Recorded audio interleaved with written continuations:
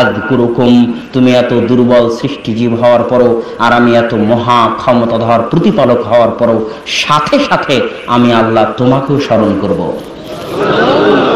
এটা হচ্ছে আল্লাহ সুবহানাহু ওয়া তাআলাকে স্মরণ করার গুরুত্ব। এই আয়াতের মূল্য মানুষ দিতে জানে না, মানুষের দেওয়ার সাধ্য নাই। আল্লাহ সুবহানাহু ওয়া তাআলা মানুষকে কেন সৃষ্টি করেছে? মানুষকে আল্লাহ সুবহানাহু ওয়া তাআলা কি এমনি সৃষ্টি করেছে? আল্লাহ কোরআনে বহু জায়গায় বলেছে যে আমি মানুষকে আবাসান এমনি সৃষ্টি করিনি। একটা ছোট্ট বাচ্চা নদীর ধারে একটা পুতুল তৈরি করলো, বালু দিয়ে একটা ঘর তৈরি করলো, তারপরে সেই ঘরটা ভেঙে দিল। ওই ঘরটার যেমন কোনো মূল্য নাই, সে যেমন এমনি সৃষ্টি করেছে। আল্লাহ সুবহানাহু ওয়া তাআলা মানুষকে এমনি সৃষ্টি করেননি। আপনার জীবনের লক্ষ্য উদ্দেশ্য আল্লাহ নির্ধারণ করে আপনাকে পাঠিয়েছেন।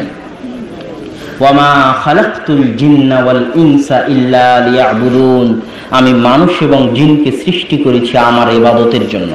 তথা আপনার সকাল থেকে সন্ধ্যা পর্যন্ত, জন্ম থেকে মৃত্যু পর্যন্ত আপনার একটাই কাজ, সেটা হচ্ছে আপনি আল্লাহর ইবাদত করবেন, আল্লাহর জিকির আজকার করবেন, আল্লাহর তাসবিহ তাহলিল করবেন। এই জন্যই আপনাকে দুনিয়াতে পাঠানো হয়েছে। তাহলে বলবেন এগুলো কাজ বাজের কি হবে? বেঁচে থাকা লাগবে তাই খাওয়া লাগবে, খাওয়া লাগবে তাই ইনকাম করা লাগবে। যদি আমি ইনকাম না করি তাহলে খেতে পাবো না, খেতে না পারলে বেঁচে থাকতে পারবো না, আর বেঁচে থাকতে না পারলে আল্লাহর ইবাদত করতে পারবো না,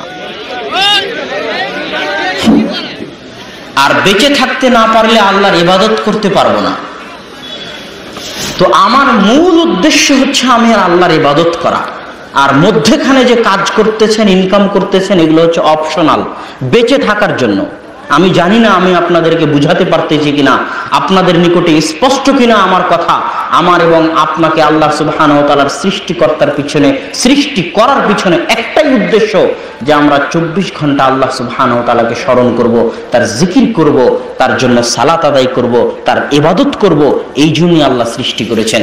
কিন্তু আল্লাহ জানেন যে আমার বান্দা এতক্ষণ, এই 24 ঘন্টা দিন রাত, জন্ম থেকে মৃত্যু পর্যন্ত আমার ইবাদত করতে পারবে না, এটা আল্লাহ জানেন। এই জন্য আল্লাহ সুবহানাহু ওয়া তাআলা বলছেন, বান্দা আমি জানি তুমি দিন রাত 24 ঘন্টা ইবাদত করতে পারবে না, আমি জানি তুমি জন্ম থেকে মৃত্যু পর্যন্ত ইবাদত করতে পারবে না। তবে একটা জিনিস জেনে রাখো, অন্তত পক্ষে কমসে কম যে কোনো মূল্যে যদি আমার